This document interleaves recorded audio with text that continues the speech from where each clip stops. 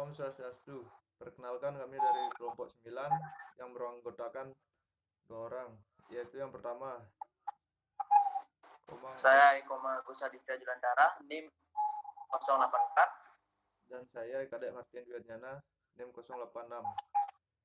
Di sini kami berdua akan presentasikan tentang materi efek Bernoulli dan asas Bernoulli. Untuk efek Bernoulli dan sejarah Daniel Bernoulli akan dijelaskan oleh Kom Agus Aditya Julantara.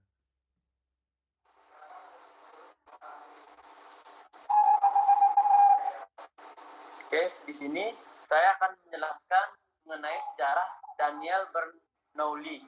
Daniel Bernoulli lahir pada tahun 1700 di Groningen, Belanda, dan meninggal pada tahun 1782 di Basel, Swiss. Ketika lahir, ayahnya Johann Bernoulli menjadi ketua jurusan matematika di Universitas Groningen, Belanda. Penemuan Daniel Bernoulli yang paling terkenal adalah di bidang fisika, yaitu ilmu hidrodinamika yang akhirnya disebut asas Bernoulli. Dengan penemuan-penemuannya, Daniel Bernoulli mendapat banyak penghargaan.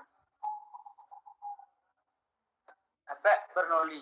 Hukum Bernoulli adalah aliran air yang lebih cepat memiliki tekanan yang lebih rendah, dan sebaliknya aliran air yang lebih lambat memiliki tekanan yang lebih tinggi.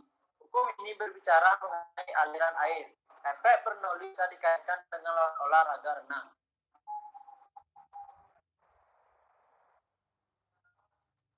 Efek Bernoulli menerangkan bahwa tangan benang dapat bentuk seperti sayap yang dapat menghasilkan naikan.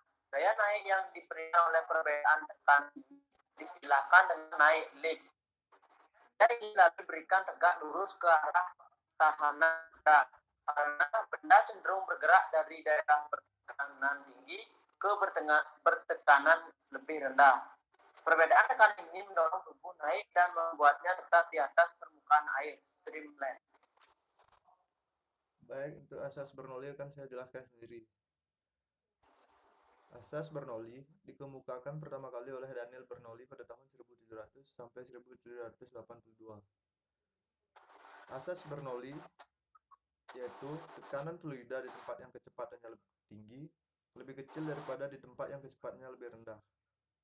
Maka semakin cepat kecepatan fluida dalam suatu pipa, akan tekanannya makin kecil, dan sebaliknya makin kecil kecepatan fluida dalam suatu pipa, maka semakin besar tekanannya. Penerapan asas Bernoulli. Yang pertama, kita sering menerapkan asas Bernoulli di kehidupan sehari-hari. Yang pertama yaitu ada karburator.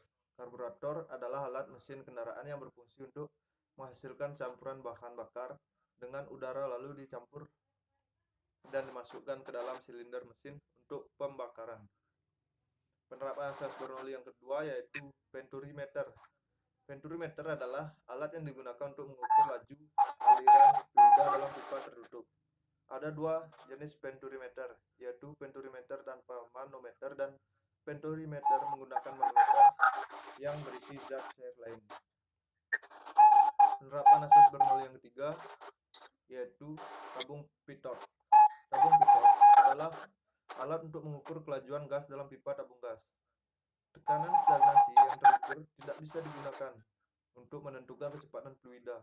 Namun persamaan Bernoulli menyatakan bahwa tekanan stagnasi sama dengan tekanan statis ditambah tekanan dinamis. Yang keempat, alat penyemprot nyamuk. Ketika kita menekan batang pengisap, udara dipaksa keluar dari tabung pompa melalui tabung sempit pada ujungnya. Semburan udara yang bergerak dengan cepat mampu menurunkan tekanan pada bagian atas tabung tandon yang berisi cairan racun. Penerapan asas Bernoulli yang kelima yaitu sayap pesawat terbang. Pesawat terbang dapat terangkat ke udara karena kelajuan udara yang melalui sayap pesawat. Pesawat terbang dapat terangkat ke atas jika gaya angkat lebih besar daripada berat pesawat. Jadi suatu pesawat dapat terbang atau tidak tergantung dari berat pesawat, kelajuan pesawat, dan ukuran sayapnya. Baik, terima kasih. Sekian presentasi dari kami kelompok 9. Jika ada kesalahan dalam materi atau pengucapan mohon dimaafkan. Kami ucapkan terima kasih. Om Santi Santi Santi.